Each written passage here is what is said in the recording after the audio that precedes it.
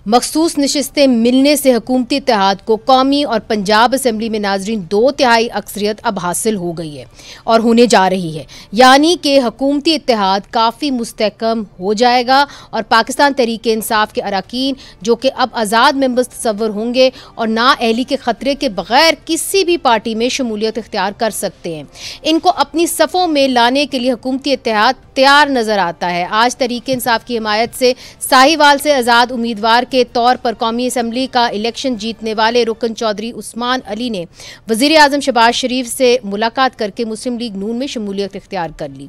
Supreme court के फैसले के बाद मुस्लिम लीग नून की कौमी असम्बली में नशिस्तों की तादाद 124 तक पहुँच जाएगी, जबकि हुकूमती इत्तेहाद की कौमी असम्बली में तादाद 233 तक चली जाएगी, जो कि 2/3 से ज़्यादा बनती है। इसके अलावा पंजाब असम्बली में भी हुकूमती इत्तेहाद की तादाद 263 तक पहुंच जाएगी, जबकि 2/3 के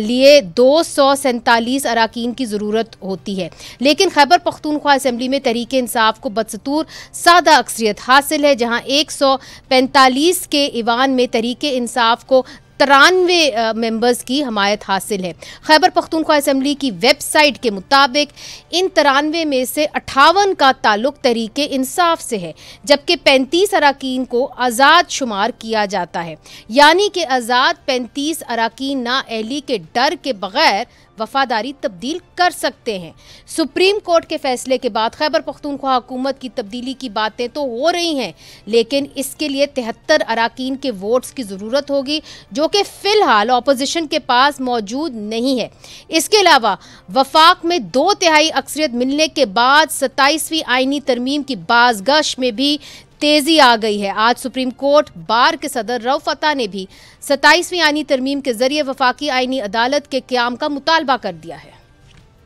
कार्नर से आवाज़ें आ रही हैं कि 27वीं तरमीम आ रही, तो मैं इसमें ये गुजारिश करना चाहूँगा कि 27वीं तरमीम लाने से पहले या उसका अगर कोई ड्राफ्ट किसी जगह मौजूद है तो उसमें सुप्रीम कोर्ट बार एसोसिएशन और दीगर बार को इसमें शेयर किया जाए और उनके एतमाद में लिया जाए। तो ऐसी तरमीम न लाई जाए जिससे अदलिया की आज़ादी मुतासर हो। बहरहाल जो मौजूदा हालात हैं वो इस बात का तकाजा करते हैं कि हमें आइनी कोर्ट की तरफ जाना होगा, और मेरी अपनी तजवीज़ है इसमें कि दीगर जो आइली मुकदमात हैं, दीवानी मुकदमात हैं, रेवेन्यू से रिलेटेड मुकदमात हैं और टैक्स से रिलेटेड मुकदमात हैं, उनके लिए जो है सुप्रीम कोर्ट के बजाय हाई कोर्ट को कोर्ट ऑफ अपील डिक्लेयर किया जाए, ताकि लोगों को वहीं पे इंसाफ मिले। वहीं पे इनके हाई कोर्ट जब अपील डिक्लेयर कर देंगे तो वहाँ फौरी इंसाफ का जो अमल है वो शुरू हो जाएगा और सुप्रीम कोर्ट पे भी काफी बर्डन कम हो जाएगा। सर, आईनी बेंच क्या अभी तक मिशन पूरा नहीं कर पाया जो आप कह रहे हैं कि आईनी अदालत अलग से बनाई जाए? लेकिन जो कि आईनी बेंच वो तो एक बेंच बना था, हम चाहते हैं आईनी कोर्ट बन जाए। आईनी कोर्ट बनने से थोड़ा सा ये कि एक जो सूबों के दरमियान तनाज़ात हैं और दीगर इस तरह के जो मामला हैं वो सिर्फ निपटाए जा सकेंगे, और सुप्रीम कोर्ट में जो पेंडेंसी है उसको भी जब ये high court of appeal declare कर देंगे। तो नाज़रीन, आज का सवाल यह है कि क्या खैबर पख्तूनख्वा में वज़ीर आला की तब्दीली आने वाली है या फिर तहरीक इंसाफ की हुकूमत भी तब्दील हो सकती है, और 27वीं आइनी तरमीम के ज़रिए जजेस के तबादले के हवाले से क्या तब्दीली लाने जाने का इम्कान है? क्या वफाकी आइनी अदालत बन सकेगी?